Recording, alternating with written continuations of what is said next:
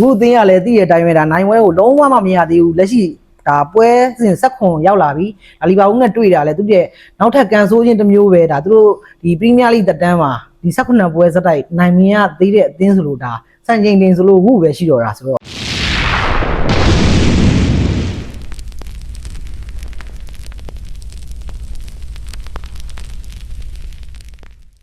နောက်ထပ်ပွဲအနေနဲ့ကတော့ဒါလီဗာပူးနဲ့ဘူးအသင်းတို့ရဲ့စနေနေ့ည9:00နာရီပွဲမှာရှင်ပြိုင်ကစားမဲ့ပွဲစဉ်လေးအကြောင်းပဲဖြစ်ပါတယ်ဗျလီဗာပူးအသင်းကတော့ဒါလက်ရှိမှာ18ပွဲကစား9ပွဲနိုင်2ပွဲတည်6ပွဲရှုံးရမှ29မှတ်နဲ့အဆင့်9နေရာမှာရပ်တည်နေပြီးတော့ဒါဘူးအသင်းကတော့ဒါနိုင်ပွဲလုံးဝမရရှိသေးပဲနဲ့2ပွဲတည်ကြထားပြီးတော့15ပွဲအထိရှုံးနေထားခဲ့တာဒါအမှတ်ပေးစရိုက်အောက်ဆုံးနေရာကိုရောက်ရှိနေတာပေါ့နော်ဟုတ်ကဲ့ပါကိုစန်းကျဲ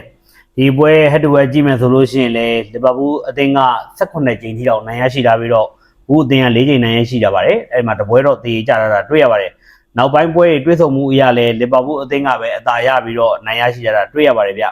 ဒီလီဗာပူးအသင်းကတော့ဒဏ်ရာရတဲ့ကစားသမားတွေများနေတဲ့အပေါ်မှာသူတို့ဒီပွဲထွက်လာနေတဲ့လူသင်းကလည်းနောက်တန်းမှာတော့ဗန်ဒိုက်ဥဆောင်လာနိုင်ခြင်းရှိပြီးတော့ကွင်းလယ်မှာတော့မက်လက်စတာဒီတိုက်စစ်ကတော့အကီတကီပဲပွဲထွက်လာနိုင်ပွဲရှိပါတယ်လီဗာပူးကစားသမားတွေဒဏ်ရာရနေတာများနေမှုအပေါ်ကိုစန်းကျဲရဲ့အမြင်လေးရောတစ်ချက်ပြောပြပေးပါဦးဗျလီဗာပူးအသင်းမှာတော့ဒါတကယ်အားကိုးရတဲ့ဒါဆာလက်လိုကစားသမားမျိုးကိုအာဖရိကပွဲစဉ်ကိုဆေးလွတ်ထားခဲ့ရတယ်ဒါသူ့နေရာမှာဝင်ကစားတဲ့ဖလိုရီယန်ဘတ်ကိုလည်း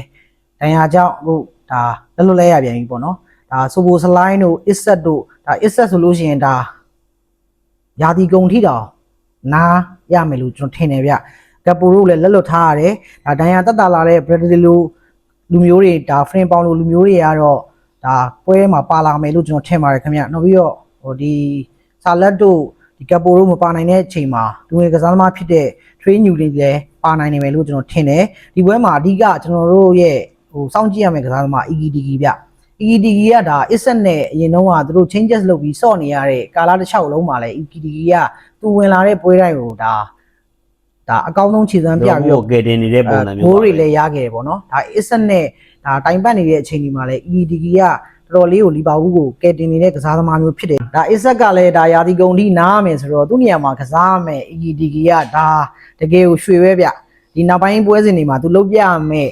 ဒီအချိန်ကာကောင်းကိုရောက်လာပြီလို့ကျွန်တော်ထင်ပါတယ်နောက်ပြီးတော့ဒီချိန်မှာလည်းဒါဝုအသင်းနဲ့သွားတွေ့တာဗျ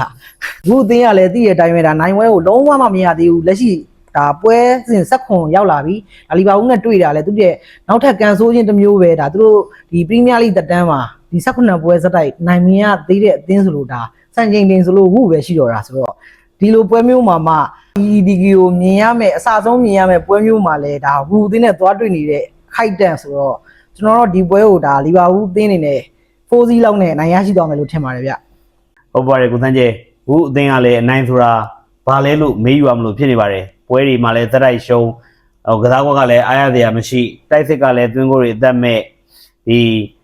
အိမ်ဝင်းအဝေးဝင်းမရွေးဘူးပေါ့ဗျာရှုံးတာအဲ့တော့လီဗာပူးအတွက်ဒီပွဲတင်ကအခွင့်အရေးကောင်းတစ်ခုပါပဲဒီဒဏ်ရာရနေတဲ့ကစားသမားတွေများနေတဲ့အချိန်မှာလီဗာပူးအသင်းခုနကကိုစန်းကျဲပြောလို့အီဂီဂီလုံးပြမလားအီဂီဂီပဲအမှတ်မထင်ဒဏ်ရာရမလားဆိုတော့ကျွန်တော်စောင့်ကြည့်အောင်ပါဟုတ်ပါတယ်အဲ့တော့ကျွန်တော်ကတော့ဒီပွဲစဉ်မှာတော့လီဗာပူးအနေနဲ့ဂိုးပြတ်အနိုင်ရရှိမယ်လို့ကျွန်တော်မျှော်လင့်ပါတယ်ဒီလီဗာပူး3-0လောက်နဲ့နိုင်သွားမယ်လို့ကျွန်တော်သုံးသပ်မိပါတယ်ခင်ဗျ